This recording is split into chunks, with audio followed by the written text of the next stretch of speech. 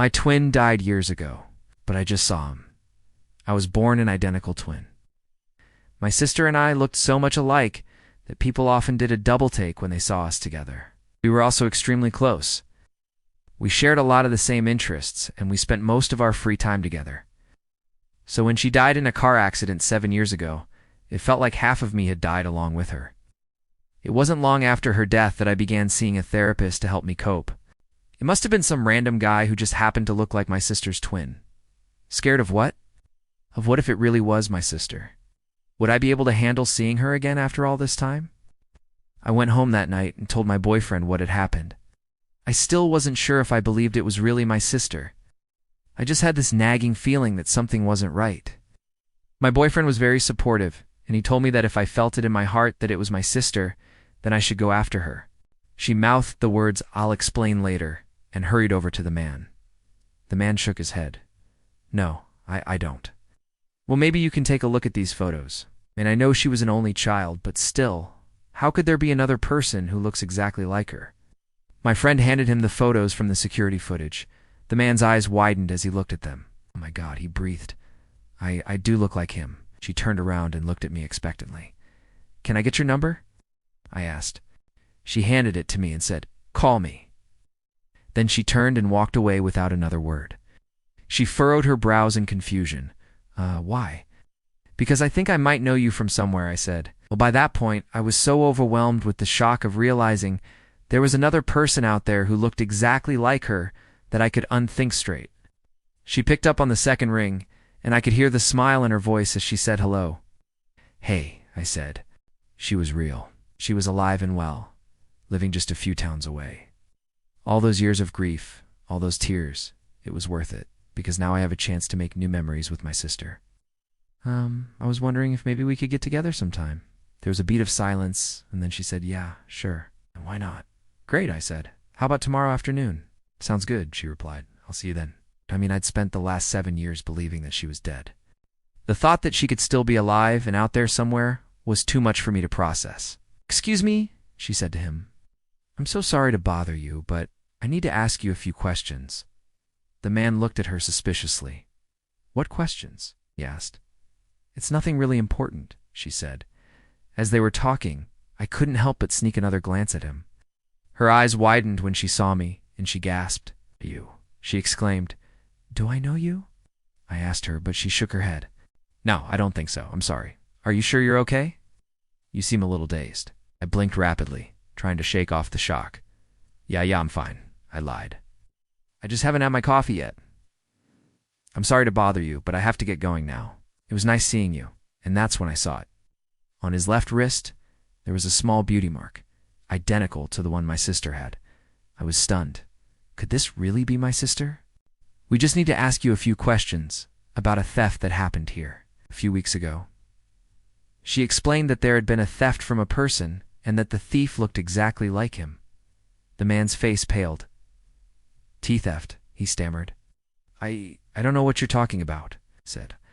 I owed it to both me and to her. I appreciated his support, but I couldn't help but feel like he only said that to appease me. I know he was trying to be a good boyfriend, but I could tell he was hoping I wouldn't actually go after this look-alike. I hadn't even accepted that she was dead yet, but I didn't see him anywhere. I was disappointed, but I tried to tell myself that it probably was just some random guy who looked like my sister. The thought that she could still be out there somewhere alive was too much for me to bear. Well, the odds are actually quite high because there are millions of people who could fit that description. But for me, it wasn't some random guy. I know it sounds crazy, but I just knew it was my sister. I didn't want to be alone if I saw him. To my surprise, he was there in the same aisle where I'd seen him the first time. My heart skipped a beat when I saw him. I tried to calm myself down, took a deep breath, and walked over to him. I couldn't explain it, but I could feel it in my gut. "Hi, do you need something?" he asked. I stared at him for a moment, searching his face for any resemblance to my sister. But other than the fact that he had the same green eyes, I didn't see anything that looked like her. I was about to tell him I was sorry for bothering him when my friend leaned over and whispered, "That's him.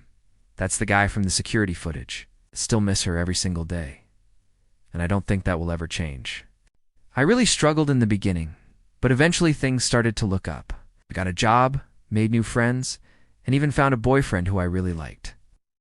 I didn't know if I'd ever be able to love someone again, but he proved to be the exception. Almost 7 years later, we're still together. Although there are still some tough days, I feel like I'm finally starting to heal.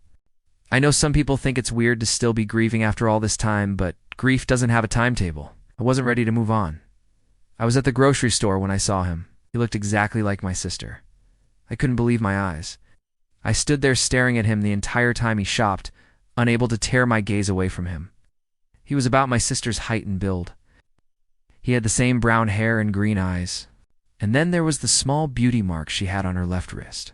It was identical to the one on his left wrist. A few months after her death, I moved out of my parents' house to try and make a fresh start somewhere else. Then last week, something happened that completely shattered the progress I'd made. I know what you're probably thinking. What are the odds?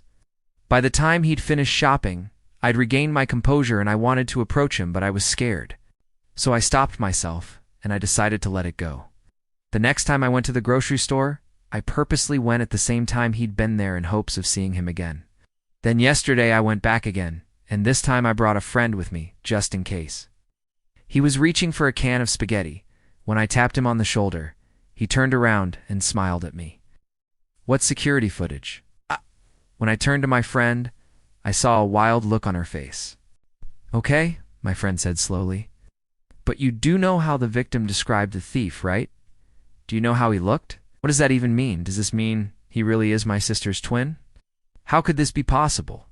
He told my friend that he didn't live far away and that he'd be willing to come with her to the police station to give a statement. As I stared at her, she finished talking with my friend and turned to me. She smiled politely and turned to leave. "Wait," I called after her. For a moment she hesitated. Then she smiled and wrote her number on a piece of paper. I know what you're probably thinking. Why didn't I just ask her if she was my sister? When I got home that night, I immediately called her. And that's when I realized that my sister wasn't just a memory.